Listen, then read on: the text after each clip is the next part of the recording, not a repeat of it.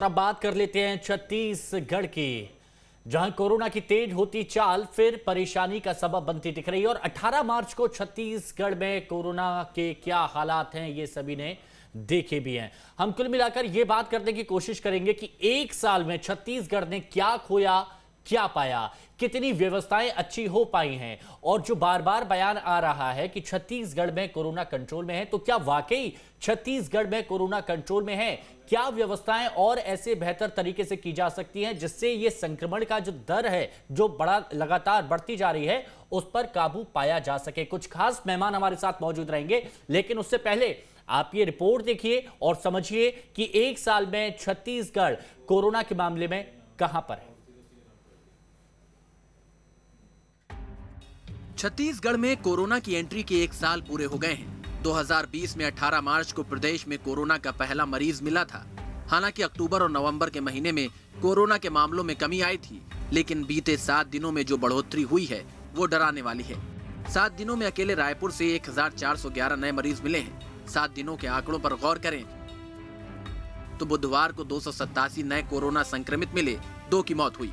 मंगलवार को 306 मरीज मिले, 1 की मौत हुई। सोमवार को 203 कोरोना संक्रमित मिले, 1 की मौत हुई। रविवार को 133 नए कोरोना मरीज मिले थे, 1 की मौत हुई। बीते शनिवार को 206 संक्रमित मिले, 2 लोगों की मौत हुई। शुक्रवार को 121 नए मरीज मिले थे, 1 की मौत हुई। गुरुवार को 155 मरीज मिले थे और 1 संक्रमित की मौत हो गई थी। कोरोना के बढ़ते आंकड़े सरकार को चिंतित कर रहे हैं, लेकिन सरकार इसके बावजूद प्रदेश के किसी भी इलाके में नाइट कर्फ्यू या लॉकडाउन लगाने को तैयार नहीं है। ऐसी स्थिति अभी रायपुर की नहीं है और केवल कर्फ्यू या लॉकडाउन कोरोना से बचने का पर्याप्त उपाय नहीं है। उसके लिए जो सोशल डिस्टेंसिंग होना चाहिए, मास्क लगाया जाना चाहिए, भीड़ भाड़ से बचना चाहिए। सरकार का दावा है कि कोरोना से बचने का उपाय लॉकडाउन और नाइट कर्फ्यू नहीं है। कोरोना से बचाव का एकमात्र उपाय वैक्सीनेशन और सोशल डिस्टेंसिंग है, जिसके पालन की जरूरत है। सरकार के स्तर पे माननीय मुख्यमंत्री जी ने भी सबसे अपील की है कि जो कोरोना का गाइडलाइन है उसका पालन किया जाना चाहिए और इसको रोकने के लिए जो पर्याप्त उपाय है, सरकार के द्वारा जो व्यवस्था है, वो हम सब लोग करने का प्रयास कर रहे हैं। तो एक तरफ हम कोरोना को लेकर के करोड़ों रुपए खर्च कर रहे हैं विज्ञापन जागरण के लिए, और वहीं आप वो भीड़ इकट्ठी करके आप क्या तमाशा कर रहे हैं। ये चिंता का विषय सरकार के लिए है। इसके साथ ही सरकार ने होली पर प्रदेशवासियों से सोशल डिस्टेंसिंग के पालन करने की अपील की। होली छत्तीसगढ़ में और पूरे हिंदुस्तान में बहुत पवित्र त्यौहार माना जाता है, लेकिन कोरोना के बढ़ते हुए संक्रमण को देखते हुए अपना बचाव सबसे पहले, इसलिए होली बचाव करते हुए लोग मनाएं, ऐसा हम लोग अपील करेंगे।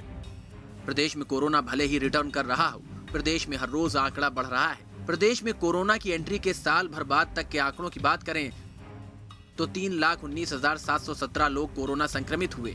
3,10,503 लोगों ने कोरोना को मात दी। प्रदेश में मौत का आंकड़ा 3,915 के पार हो चुका है। छत्तीसगढ़ में अब भी 5,299 एक्टिव मरीज हैं। कोरोना को लेकर सरकार पड़ोसी राज्यों से बेहतर हालात होने का दावा कर रही है। विश्व में लगभग साल पूरा हो गया है और छत्तीसगढ़ में हम लोगों ने पूरे वर्ष भर उसके रोकथाम के लिए जितना प्रयास किया, मुझे लगता है कि सरकार को सफलता तो मिली है। जिस लिहाज से नागपुर में, इंदौर में, मुंबई में, दिल्ली में मौत का आंकड़ा था, छत्तीसगढ़ में लगभग हम लोग उसको बचा पाने में सफल रहे। लेकिन पड़ोसी राज्य में बढ़ते संक्रमण को लेकर सरकार की चिंता भी दिख रही है। सरकार ने प्रदेश के पड़ोसी राज्यों से लगती सीमाओं को सील कर दिया है और जांच टीमें तैनात कर दी हैं। वहीं छत्तीसगढ़ में एंट्री के लिए लोगों को कोरोना टेस्ट करवाना अनिवार्य किया गया है। 18 मार्च 2020 को छत्तीसगढ़ में कोविड-19 का पहला केस सामने आया था। एक साल बीत चुके हैं, ये रफ्तार 3,19,000 को क्रॉस कर चुकी है। मतलब साफ है, कहीं ना कहीं लापरवाहियां हर स्तर पर हुई है। दूसरा फेज जिस तरह से सामने आ रहा है, अगर अभी भी लापरवाही जारी रही तो इस बार संभलने का मौका कोविड-19 नहीं देगा। हम सबकी जवाबदारी है, कोविड-19 के नियमों का पालन करें। न्यूज स्टेट के लिए कैमरा पर्सन जयप्रकाश के साथ रायपुर से आदित्य नामदेव। ये चीज लगातार कही जा रही है कि कोरोना संभलने का मौका नहीं देता है, लेकिन एक बार जब लगता है कि सब कुछ ट्रैक पर वापस आ रहा है तो फिर से जो ट्रेन है व्यवस्थाओं की वो हो जाती है डीरेल। और ऐसा क्यों होता है ये हम बात करेंगे। कुछ मेहमान मौजूद है, तारुफ आपका कराते हैं। डॉक्टर प्रमोद नीमा जी हमारे साथ स्वास्थ्य विशेषज्ञ हेल्थ एक्सपर्ट मौजूद हैं हमारे साथ। धनंजय सिंह ठाकुर साहब कांग्रेस प्रवक्ता इस चर्चा में मौजूद हैं और कुछ ही देर में बीजेपी से भी हमारे साथ में उमेश घोरमोड़े जी जुड़ेंगे, उनसे बात करेंगे। जो मेहमान हमारे साथ में जुड़े उन सभी का स्वागत है। धनंजय सिंह ठाकुर साहब, रविंद्र चौबे जी को अभी हम सुन रहे थे और रविंद्र चौबे जी कह रहे थे कि सफलता तो हम लोगों को हासिल हुई है। क्या वाकई आपको लगता है कि सफलता हम लोगों को हासिल हो पाई है जो हम लोगों ने काम किए हैं छत्तीसगढ़ में कोरोना के मोर्चे पर? निश्चित तौर पर जिस प्रकार से कोरोना महामारी एक विकराल आपदा के रूप में देश में आया और उससे कहीं ना कहीं छत्तीसगढ़ भी अछूता नहीं रहा है, क्योंकि लगातार जो है छत्तीसगढ़ में कोरोना संकट काल में जो हमारे प्रवासी मजदूर थे 7.5 लाख से अधिक, उनको छत्तीसगढ़ लाया गया। दूसरे राज्यों के मजदूर जो है और प्रवासी जो इस राज्य से होकर बाहर गए हैं, उसके बाद छत्तीसगढ़ की 2.5 करोड़ आम जनता की स्वास्थ्य की चिंता, उनके रहने खाने का प्रबंध, उनके रोजगार का प्रबंध के अलावा इस कोरोना संकट से निपटने के लिए उनकी टेस्टिंग करना, उन दवाइयों देना, बहुत सारे ऐसे क्वारंटाइन सेंटर बनाना है, ऑक्सीजन बेड की व्यवस्था करना, आईसीयू सेंटर बनाना। नहीं सर, अभी की स्थिति बताइए। मैं ओवरऑल एक साल में बात कर रहा हूँ कि 1 साल हो चुका है। अभी के आंकड़ों की बात करें, औसतन भी हम अगर बात करें तो क्या हम कुछ सीख पाए, हम कुछ संभल पाए और स्थिति को काबू में कर पाए हैं आज के जो आंकड़े आ रहे हैं? देखिए, अगर हम सितंबर माह की बात करें, सितंबर 2020 की स्थिति बात करें, उसके पहले की बात करें और उसके पहले की अगर हम जाते हैं, जहां कोरोना को लेकर सिर्फ एक ही मापदंड था कि जागरूकता, इसका बचाव है, लॉकडाउन और नाइट कर्फ्यू जैसे चीजें उसके उपाय थी रोकने के। आज हम बिना लॉकडाउन के और बिना कर्फ्यू के भी सोशल डिस्टेंस का पालन करके इस कोरोना महामारी से लड़ाई लड़ रहे हैं। तो निश्चित तौर पर सरकार ने जो 1 साल काम किया है उसके परिणाम में आज कहीं भी परिस्थितियां हो, हमारे पास ऑक्सीजन के बेड हैं, हमारे पास आईसीयू सेंटर्स हैं, हमारे पास आज की स्थिति में कहां पर सोशल डिस्टेंसिंग का पालन हो रहा है, कहां पर मास्क लगाया जा रहा है? देखिए, ये हम लगातार बात कर रहे हैं और अभी ये हकीकत है। अभी आप देख रहे होंगे road safety world cricket series चल रही है। रायपुर में बड़े बड़े दिग्गज क्रिकेट खेलते हुए नजर आ रहे हैं। जब बड़े बड़े दिग्गज, बड़े बड़े चेहरे आए हैं, मुख्यमंत्री जी ने कहा अधिकारियों से, भाई कि जो मास्क नहीं लगाता है उन पर आप दंडात्मक कार्रवाई करें।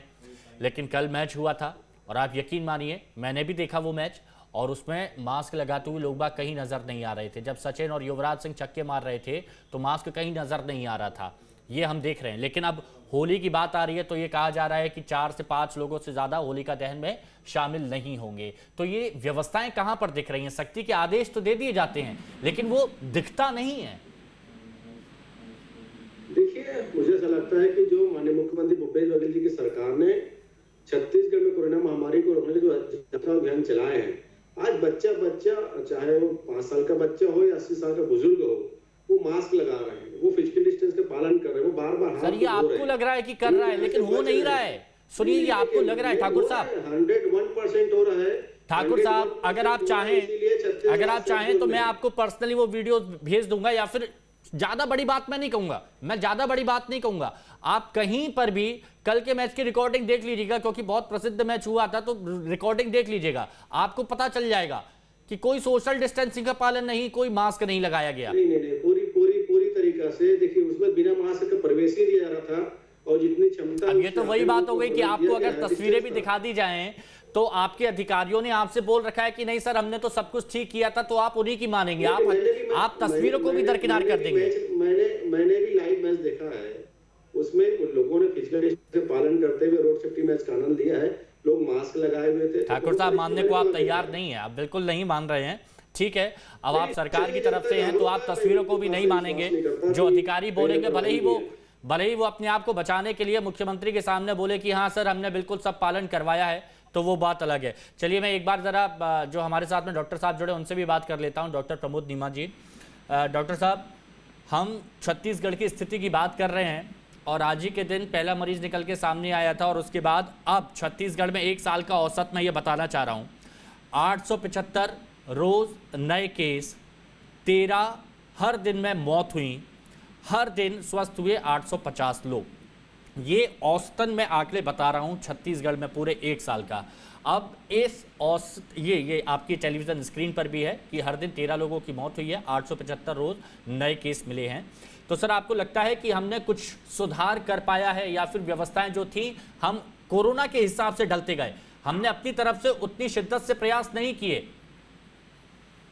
देखिए, जो शुरुआत हुई थी और कोरोना का पहला मरीज 18 मार्च को अपने छत्तीसगढ़ में मिला था। उसके बाद आज तक जो मरीज मिले 3,19,000, आंकड़े खुद बताते हैं कि कहीं न कहीं हम उतनी सफलता प्राप्त नहीं कर सके हैं जो होना चाहिए।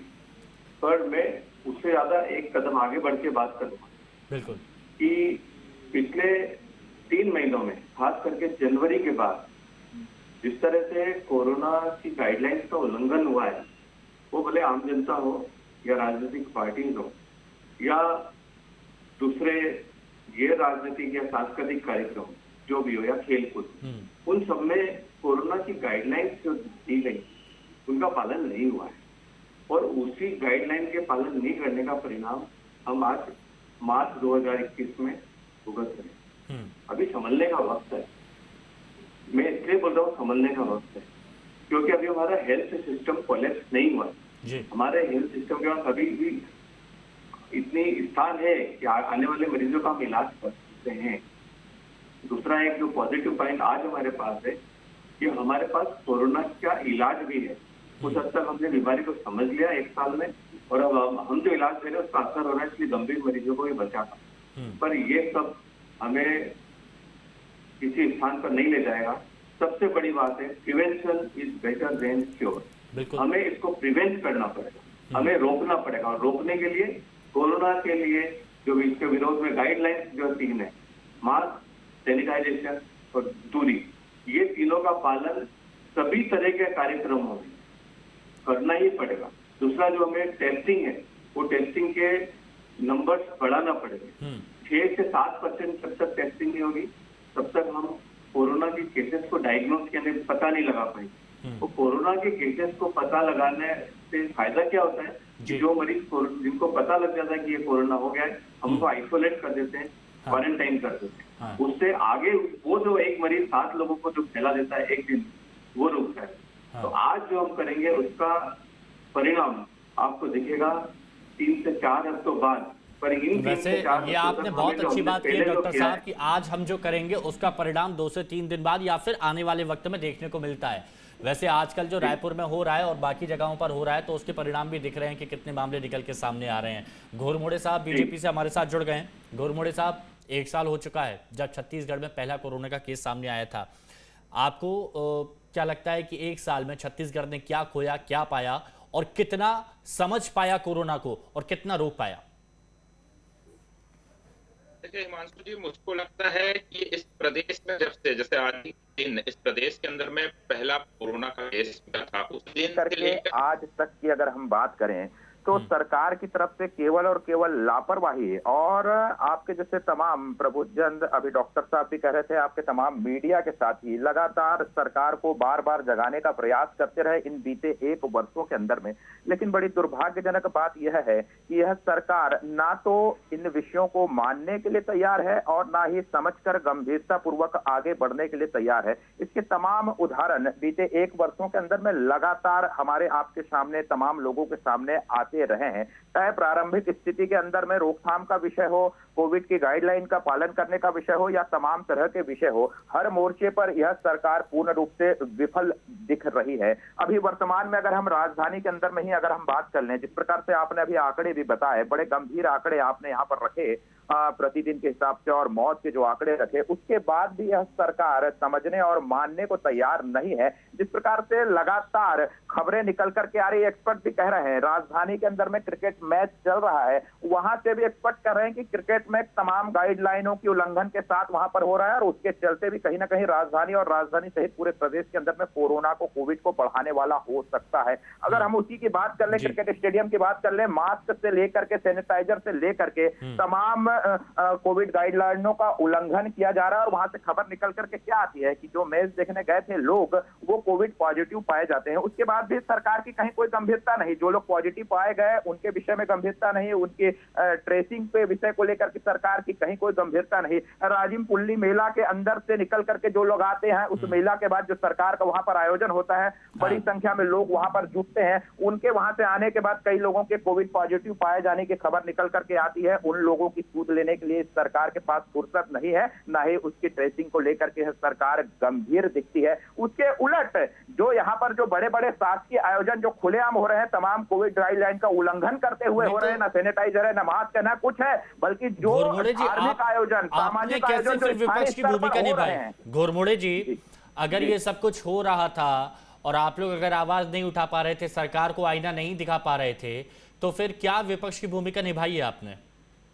देखिए, मैंने पहले ही कहा, इस प्रदेश में बैठी हुई कांग्रेस की सरकार हठ धर्मिता की पराकाष्ठा पार करने वाली सरकार है, बात सुनने नहीं वाली सरकार है, अपनी मनमानी करने वाली सरकार है। लगातार हमने जागृत करने का प्रयास किया, तमाम विषयों को हमने सदन से लेकर के सड़क तक उठाने का भी प्रयास किया, लेकिन यह सरकार मानने के लिए तैयार नहीं है। अभी भी हम कह रहे हैं कि जो क्रिकेट मैच चल रहा है, स्टेडियम के अंदर में चल रहा है, वह गुजरात की तर्ज पर बिना दर्शकों के उसको मैच को वहां पर कराया जाए, ताकि मैच भी हो जाए और संक्रमण के खतरे को कम से कम टाला जा सके। लेकिन सरकार मानने के लिए यहां पर तैयार नजर नहीं आ रही है। और जिस प्रकार से आंकड़े बढ़ रहे हैं, उसकी तैयारी को लेकर के भी एक महत्वपूर्ण, हिमांशु जी, एक महत्वपूर्ण विषय देखिए, उसकी तैयारी को लेकर के, इस प्रदेश की जनता के इलाज को लेकर के, अस्पतालों की व्यवस्था को लेकर के और पर्याप्त सुविधाओं को लेकर के ना तो सरकार के बजट में कहीं कोई व्यवस्था नजर आती है, बल्कि जो शेष शराब पर लगाकर इन्होंने 600 करोड़ रुपए वसूलने का काम किया है, उसका एक नया पैटर्न कोविड के लिए इन्होंने खर्च नहीं किया है। अच्छा, ठीक है, हाँ, आपकी बात स्पष्ट हो जाती है कि यह कोविड को लेकर के गंभीर नहीं है। ठाकुर साहब, देखिए, ये मुद्दा पहले भी उठ चुका है कि शराब से कोरोना सेस के जरिए जो पैसे आप लोगों ने इकट्ठे किए, वो कोरोना के खर्चे में आप लोग नहीं कर पाए। दूसरी चीज, इंटरनेशनल मैच जो हो रहे हैं गुजरात में, तो वहां पर ये बात सही है कि अब दर्शक वहां पर मौजूद नहीं है, स्टेडियम खाली हैं, और आप ये नहीं मान रहे हैं, जबकि मैं आपको साक्ष्य देने को तैयार हूं, बिल्कुल प्रमाण देने को तैयार हूं कि स्टेडियम के अंदर मास्क नहीं लगाए जा रहे हैं, क्योंकि इतना उत्साह वहां पर हो जाता है कि कोई भी कोरोना गाइडलाइन का पालन नहीं करता है, लेकिन वहां पर कोई कार्रवाई नहीं की जा रही। तो इतनी जब बद इंतजामी हो रही है, तो आप लोगों की सख्ती क्यों नहीं दिख रही, वो ठोस कदम क्यों नहीं उठ रहे हैं? क्योंकि आंकड़े मैं आपको सारे बता दूंगा कि कब कितने लोगों की मौत हुई, कौन से शहर में कितनी मौत हुई और कितने लोग संक्रमित पाए जा रहे हैं हर दिन के। तो ये क्या गंभीरता से क्यों नहीं लिया जा रहा है इसे? देखिए, जब लापरवाही पे अगर हम बात करें कोरोना महामारी को लेकर, तो हमें 18 मार्च के पहले की स्थिति में जाना होगा 2020 के, जिस दिन कांग्रेस के तत्कालीन पूर्व राष्ट्रीय राहुल गांधी जी ने देश की सरकार को आगाह किया कि विश्व में एक ऐसी बीमारी फैल रही है जिसका प्रकोप भारत में भी दिख सकता है, और हमें उसके लिए सजग रहना चाहिए, जागरूक रहना चाहिए। हमको देश के 1 अरब 33 करोड़ जनता की चिंता करनी चाहिए। तो जिस दिन चिंता करने की आवश्यकता थी, उस दिन देश के प्रधानमंत्री और भारतीय जनता पार्टी के नेता श्री नरेंद्र मोदी जी ठाकुर साहब, क्या आप छत्तीसगढ़ पर केंद्रित हो पाएंगे? मैं बोलना चाह रहा हूं, सुन लीजिए। देखिए, अभी मेरा जो यहाँ पर कोशिश है वो छत्तीसगढ़ की है। सुनिए ना, आपकी कोशिश छत्तीसगढ़ नहीं होनी चाहिए, क्योंकि ये कोरोना बीमारी छत्तीसगढ़ की नहीं है, ना तो मध्य प्रदेश की है, ना तो उत्तर प्रदेश की है। ये बीमारी विदेश की है, और इसको रोकने में गलती और नाकामी किसी से हुई है तो केंद्र सरकार से हुई है, और उसके लिए अगर आप सरकार को दोषी मानते हैं तो पार्टी का राजनीतिकरण है। सोशल मीडिया पे बहुत सारे दर्शक जुड़ जाते हैं, उनमें से एक दर्शक ने अभी ये सवाल भी पूछा, कि छत्तीसगढ़ में जो सबसे ज्यादा गंभीर कोरोना पर नजर आ रहे थे वो स्वास्थ्य मंत्री टीएस सिंहदेव थे, लेकिन अब स्वास्थ्य मंत्री टीएस बाबा खुद कोरोना संक्रमित हो गए हैं। मुख्यमंत्री प्रचार में लगे हुए हैं, तो अभी कौन व्यवस्थाएं संभालेगा? मैं आपकी मजबूरी समझ सकता हूं, आप सच्चाई सुनना नहीं चाहते। अगर कोरोना के लिए कोई अगर मैं विपक्ष अपनी भूमिका नहीं निभा पा रहा है, अगर मैं आपको आंकड़े बता रहा हूं, तो इसका मतलब यह है कि मैं सच्चाई नहीं सुनना चाहता। मैं आपको साक्ष्य दे रहा हूं, मैं आपको प्रमाण दे रहा हूं, आप वो देखना नहीं चाहते, आप प्रमाण भी नहीं सुनना चाहते। ठाकुर साहब, ये आंकड़े क्या मेरे दिए हुए हैं? ये आंकड़े मेरे दिए हुए हैं या आपके दिए हुए हैं? देखिए हिमांशु जी, मैंने पहले ही कहा, ये सुनना ठाकुर साहब, ये सारी चीजें जो हैं, ये सारी चीजें जो हैं। अच्छा, एक छोटी सी बात और मैं यहां पर आपसे पूछना चाहता हूं। यहां लगातार बात चल रही है कि कोवैक्सीन की 17 मार्च तक करीब 6 लाख वैक्सीन का स्टॉक अभी भी है। वैक्सीनेशन की बात की जा रही है, तो आप ये बताइए कि वैक्सीनेशन कितनी हो रही है, कितनी गंभीरता दिखाई जा रही है? 10.5 लाख से अधिक डोजेस वैक्सीनेशन का लग चुका है। 1300 से अधिक टीकाकरण केंद्र है। लगातार 45 साल से 60 साल के जो गाइडलाइन के अंदर वैक्सीन लगाना है, उनको वैक्सीन लगाया जा रहा है। आज भी हमारे पास 9 लाख डोज वैक्सीन स्टॉक में रखा हुआ है। वैक्सीन का स्टॉक है अभी? 17 मार्च तक की बात जो मैं बता रहा हूँ। 9 लाख वैक्सीन के डोज हमारे पास है। डिस्ट्रीब्यूशन को लेकर के भी पूछ लीजिए सर हिमांशु जी। लग चुके हैं, 10.5 लाख से वैक्सीन अधिक लग चुके हैं। 1300 से वैक्सीन सेंटर है हमारे पास। हिमांशु जी गोरमोड़े साहब बोलिए।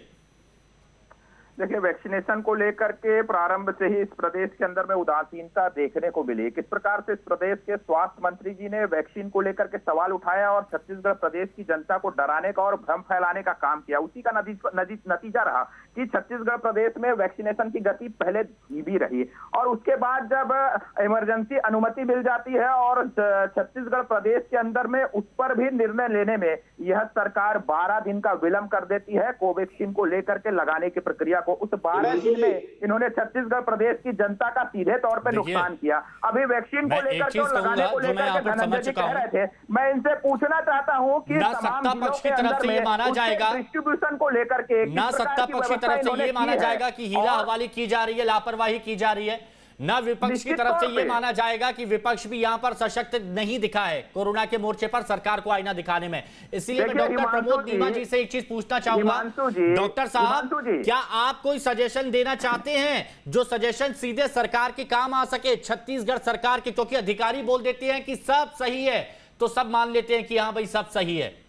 कोई सलाह काम नहीं आने वाली सर, क्योंकि ये सुनने ही तैयार नहीं है। ना डॉक्टर साहब सुनेंगे, ना डॉक्टर साहब की सुनेंगे, ना एक्सपर्ट की सुनेंगे, ना विपक्ष की सुनेंगे, केवल मनमानी करना जानते हैं। एक मिनट रुक जाइए जरा, डॉक्टर साहब की सुन लेते हैं ना। हाँ, सबसे पहले तो हमें वैक्सीन जो टेस्ट के नंबर बढ़ाना ही होंगे और टेस्ट जो है सिम्टोमेटिक यानी जिन पेशेंट को खांसी सर्दी या बुखार है उनके करने की बजाय उन पेशेंट के जो नॉर्मल पॉपुलेशन है उनके बीच में जाके अपने को टेस्ट करना पड़ेंगे और उससे पता लगाना पड़ेगा कि कितने % लोग इन्फेक्टेड है और उन लोगों को आइसोलेट या क्वारंटीन करने से आगे इन्फेक्शन रुकेगा। दूसरा जो तरीका है पॉपुलेशन हमारी जनता को सेव करने का वो है वैक्सीनेशन। जितने नंबर ऑफ वैक्सीनेशन होंगे, मेरा अभी भी मानना है बिल्कुल, और यहाँ पर सरकार को ध्यान देना चाहिए वैक्सीनेशन पर, व्यवस्थाओं पर। और मैं छत्तीसगढ़ की जनता से ये बात जरूर कहना चाहूंगा कि भले ही ये कहा जा रहा है कि सब ठीक है, हमने स्थिति कंट्रोल में कर ली है, लेकिन स्थिति कंट्रोल में नहीं है, क्योंकि ये आंकड़े यहाँ पर ये बता रहे हैं कि कितने लोगों की मौत हो रही है, कितने मामले निकल के सामने आ रहे हैं। तो सावधानी आपको बरतनी है, यहाँ पर मास्क आपको लगाना है, सोशल डिस्टेंसिंग का पालन आपको करना है, क्योंकि सरकार बहुत सारी जिम्मेदारियां इस वक्त निभा रही है। बहुत बहुत शुक्रिया आप सभी का हमारे साथ जुड़ने के लिए, इस चर्चा में शामिल होने के लिए।